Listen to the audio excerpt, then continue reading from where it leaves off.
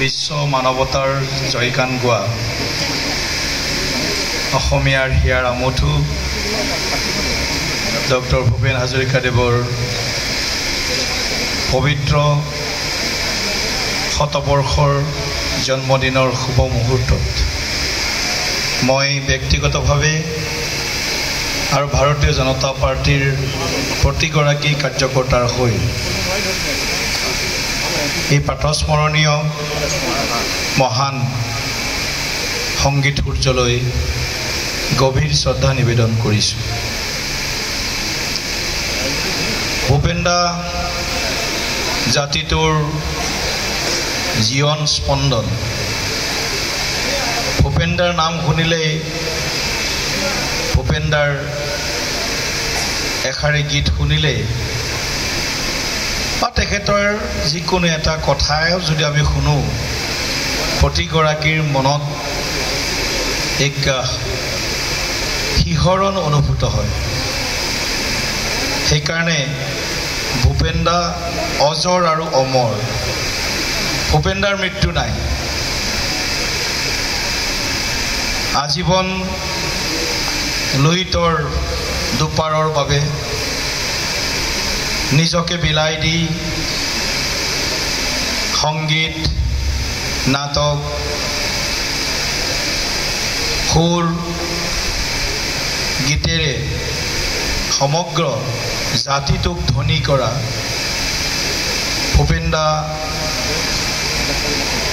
বিশ্বৰ 8 কোটি মানুহৰ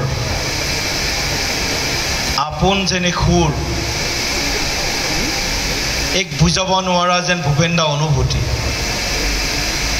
আজি আমি সকলোৱে এই প্ৰাতঃস্মৰণীয় মহান ব্যক্তিসত্তাৰ প্ৰতি শ্ৰদ্ধা নিবেদন কৰিছোঁ। ভূপেন দাৰ প্ৰতিটো গীতত জাতীয় জীৱনৰ ধ্বনি প্ৰবাহিত হয়। আমি সকলোৱে তেখেতৰ গীত তেখেতৰ সুৰ শুনি থাকোঁ যেন হেঁপাহ নপলায়। গতিকে ময়ো এক লাইন ভূপেন দাৰ প্ৰতি শ্ৰদ্ধা নিবেদন কৰি মই মোৰ অন্তৰৰ পৰা তেখেতলৈ আকৌ এবাৰ শ্ৰদ্ধা নিবেদন কৰিব খুজিছোঁ। অগ্নিযুগৰ ফিৰিঙতি মই অগ্নিযুগৰ ফিৰিঙতি মই নতুন অসম গঢ়িম নতুন অসম গঢ়িম। ভূপেন দাৰ গীতত অগ্নিযুগৰ ফিৰিঙতি মই যুৱ প্ৰজন্মলৈ বিশেষ আহ্বান। সৰ্বহাৰাৰ সৰ্বস্ব সৰ্বহাৰাৰ সৰ্বস্ব পুনৰ ফিৰাই আনিম নতুন অসম গঢ়িম নতুন অসম গঢ়িম। নতুন অসম গঢ়াৰ বাবে 3.5 কোটি অসমীয়াই পণ লওক, সংকল্প লওক আৰু নতুন অসমৰ নতুন অসম নতুন ভাৰতৰ যাত্ৰা ইতিমধ্যে আৰম্ভ হৈছে। ডক্টৰ ভূপেন হাজৰিকাদেৱ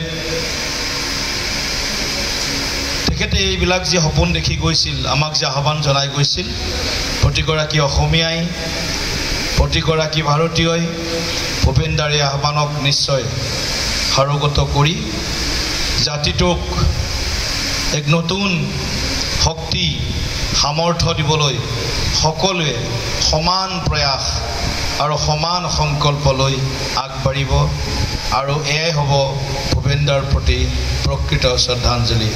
বহুত বহুত ধন্যবাদ। জয়তো ভূপেন হাজৰিকা। জয় হিন্দ, জয় অসম।